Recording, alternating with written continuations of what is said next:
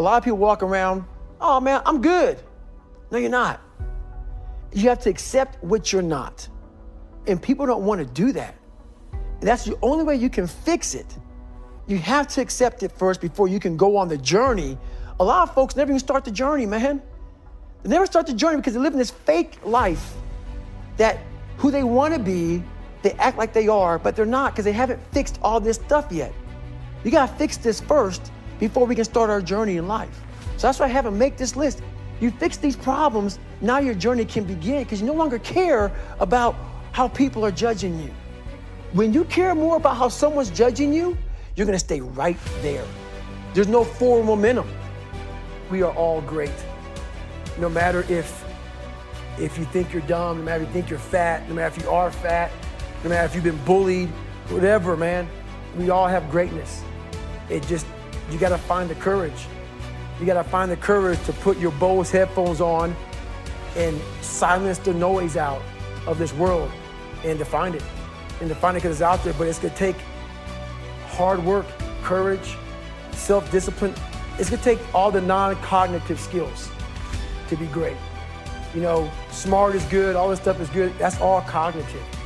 It's the non-cognitive skills that set you apart from everybody else.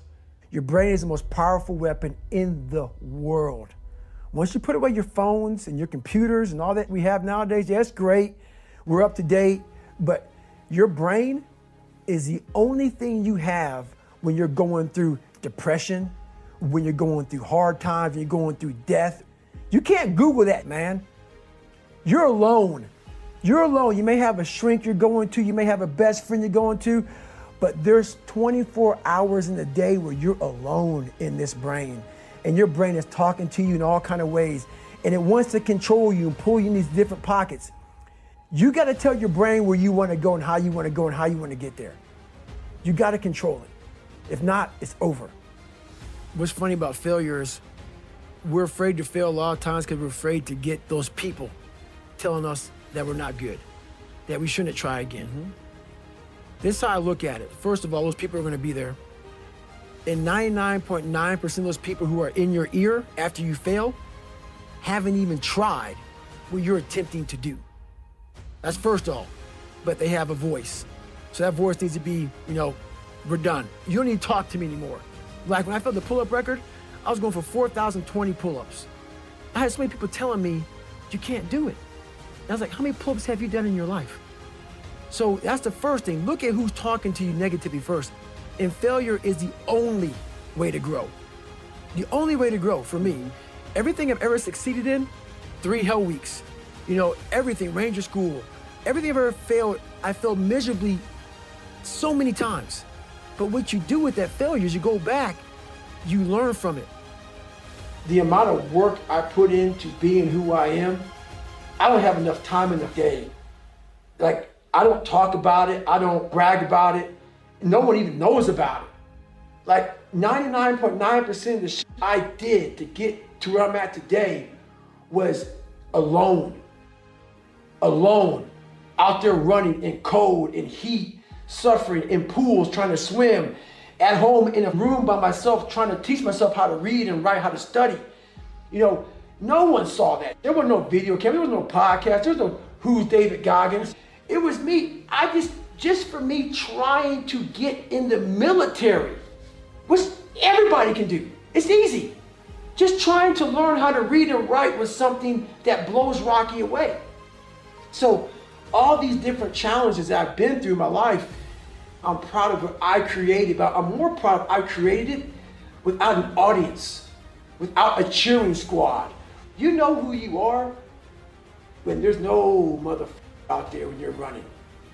And you're at mile 75, a 150-mile race, ain't nobody cheering for you. You're broken, you're defeated, it's you and you alone in your head.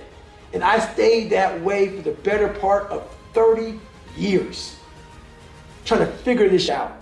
And once you figure it out, you look at everybody say, hey, so you're all broken now. Is that how you want to be? Yep. The most important step we'll ever take in life is our next one. A lot of us get our feet stuck in concrete. We get our feet stuck in concrete because we're afraid to make enemies. We're afraid to speak what's on our mind. We're afraid of being in that group of people. And when you walk away, we're afraid of what they might say behind your back. All that fear clouds your brain, clouds your thinking. One thing in life, you're gonna always have haters. Embrace them. If you can walk on water, trust me, your haters will say, you can walk on water because you can't swim. Learn one thing, shut the noise out. Embrace the fact that people don't like you. It means you're doing something right. Stay in the fight. I'm very fortunate that I grew up in a time when there was no phones and there was no social media. And I suggest use it as a platform. Don't use it as your life. My biggest advice to give everybody in the world is, like I say, we live in an external world. Everything is you got to see it, touch it. It's external. If you can, for the rest of your life, live inside of yourself.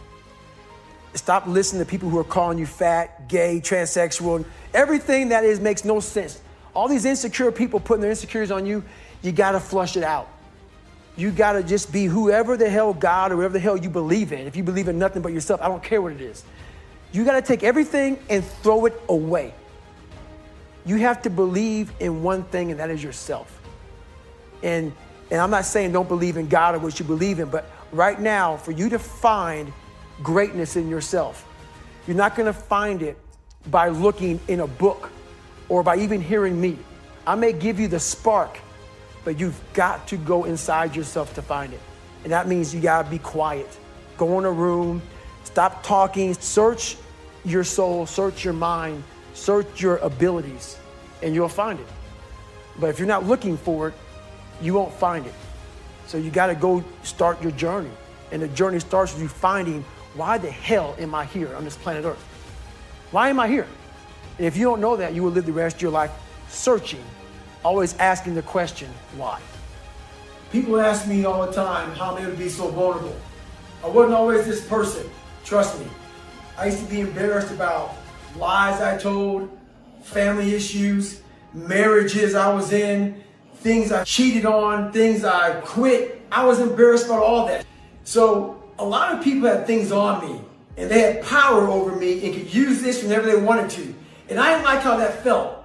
So I wanted to get to a spot in my life where I could put a billboard up in the town I lived in with everything I did wrong and let people drive by and see it. And I'm finally at that point. So when you get to that point, you kind of take that power back from people. But my question to you is this: are you at a point in your life where you can put a billboard up in your town and have folks drive by that? Stay hard.